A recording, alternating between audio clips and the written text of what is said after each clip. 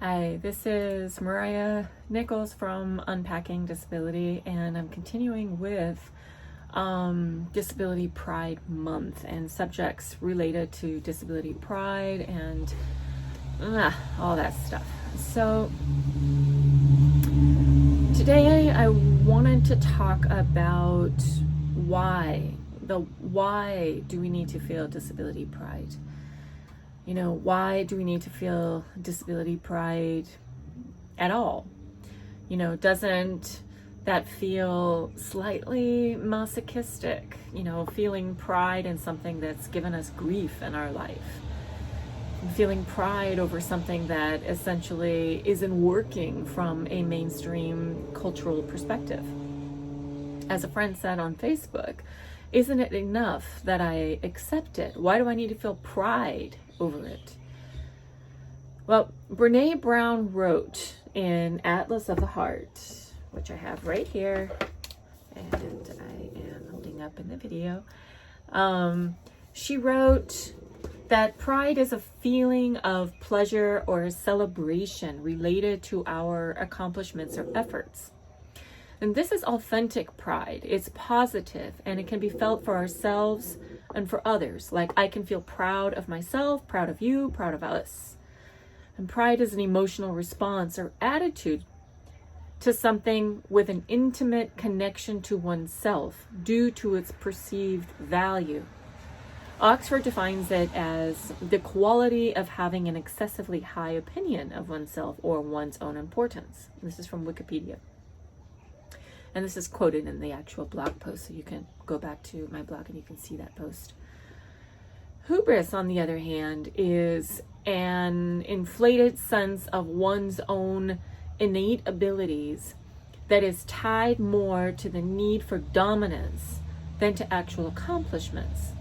It's the negative piece that usually flavors the word pride, and it's not actually part of pride at all. To me, there are two things going on with using pride in connection with disability. There is the definition of pride itself and the negative taste it can leave in our mouths.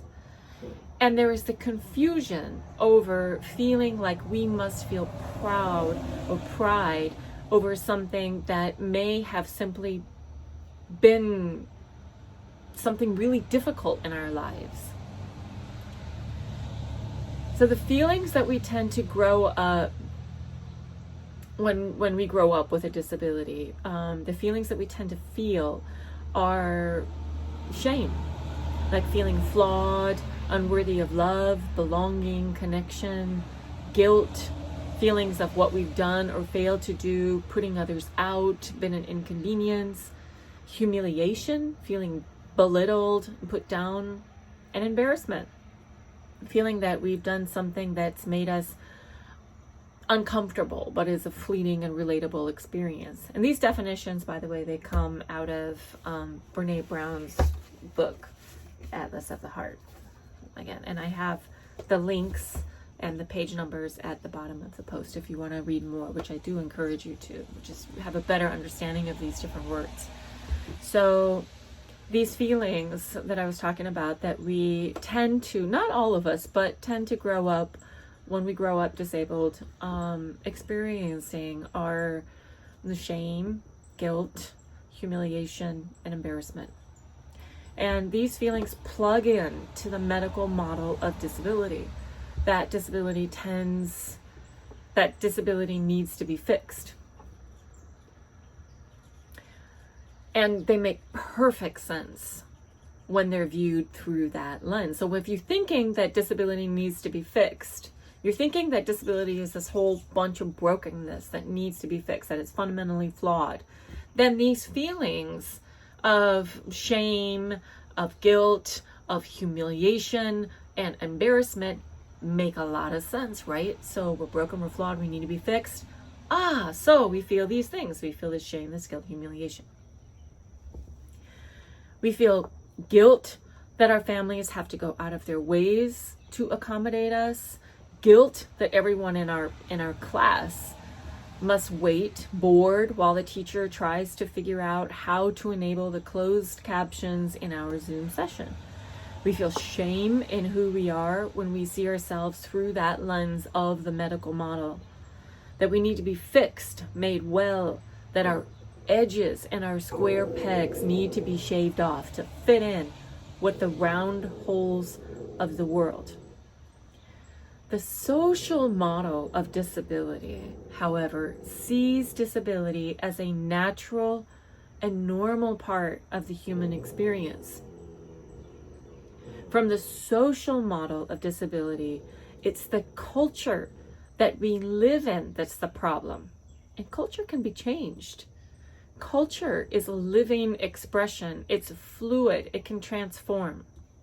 Shaving off our square pegs to fit in the round holes of the world, a la medical model of disability, is a travesty from the viewpoint of the social model of disability, because it removes all juju, the mojo, the good sauce that disability brings with it. It's like a giant vacuum cleaner hose sucking up the glitter that also makes up disability. And make no mistake about it, there is glitter in disability. There's sparkle sauce and awesomeness in the world of disability. Whether or not mainstream culture recognizes it, almost everything that is deeply cool in the world came from someone with a disability. Think about it. We're the ones who push outside the round pegs of the world. We push past the given consciousness. We literally go to new places in the way we think, emote, express, hear, see, move. Even Donna Summer had a disability. Back to the question that my friend asked, though. Okay. Isn't it enough that I accept my disability? Why do I need to feel pride over it? Simply accepting our disability is living with the discomfort of being a square peg that's rubbing into a round peg world. It's fine. It's tolerable. It works. But pride in our disability is finding our square edges, understanding what those square edges are to us, and celebrating them. Those square edges have sparkle capacity and the very real capacity to change ourselves, change our world. We are never who we are truly meant to be without them. They literally give us our edge. And that's why I think choosing to feel pride makes sense. And that's it for today. Thank you for joining me.